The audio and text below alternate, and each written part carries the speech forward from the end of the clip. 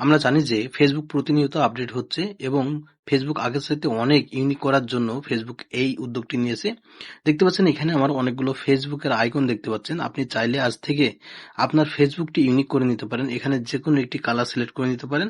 For example এখানে প্রথমে আপনার হয়তোবা এই কালারটি আছে, এই কালার থেকে আপনি চেঞ্জ করে এর মধ্যে যে কোনো একটি কালার আপনি চয়েস করে নিতে পারেন।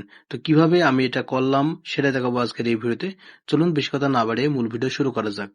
আপনি যদি আমাদের এই চ্যানেলে নতুন দর্শক হয়ে থাকেন তাহলে প্লিজ চ্যানেলটি সাবস্ক্রাইব করে রাখবেন এবং আপনার মূল্যবান মতামত কমেন্ট অপশনে জানিয়ে যাবেন। এবং এই ভিডিওটি যদি ফেসবুক পেজ থেকে দেখে থাকেন তাহলে অবশ্যই আমাদের পেজটিকে ফলো দিয়ে রাখবেন এই ধরনের ইন্টারেস্টিং ভিডিও পাওয়ার জন্য।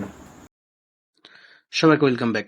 এই কাজটি করার জন্য আপনাকে ফেসবুক অ্যাপ্লিকেশনের মধ্যে প্রবেশ করতে হবে। প্রোফাইল আইকন আছে, জাস্ট এখানে ক্লিক করবেন। উপরে দেখতে পারবেন থ্রি লাইন্স অপশন আছে, জাস্ট এই থ্রি লাইন্সে ক্লিক করবেন। সেটিংস অ্যান্ড প্রাইভেসি এই অপশনে ক্লিক করে দেবেন। এখান থেকে সেম ভাবে আবারও সেটিংস অপশনে ক্লিক করতে হবে। অ্যাকাউন্ট সেন্টার জাস্ট এখানে প্রবেশ করতে হবে। তবে নিচে ফেসবুক প্লাস একটা অপশন দেখতে পাচ্ছেন, জাস্ট এখানে ক্লিক করতে হবে। এরপর আপনাকে যেটা করতে হবে, choose a custom apps icon, just এখানে ক্লিক করতে হবে।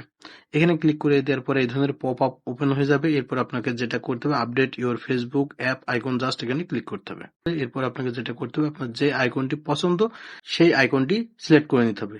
সিলেক্ট করার পরে সেম ভাবে আবার আপনাকে যেটা করতে হবে, সেভ আইকনে ক্লিক করতে হবে। এই যে সেভ আছে, সেভে ক্লিক করতে হবে। সেভে ক্লিক করে দেওয়ার পরে এই ধরনের অপশন চলে যাবে, জাস্ট এখানে কন্টিনিউ এখানে ক্লিক করতে হবে। দেন দেখবেন যে আপনার যে প্রোফাইল আইকন সেটা চেঞ্জ হয়ে যাবে।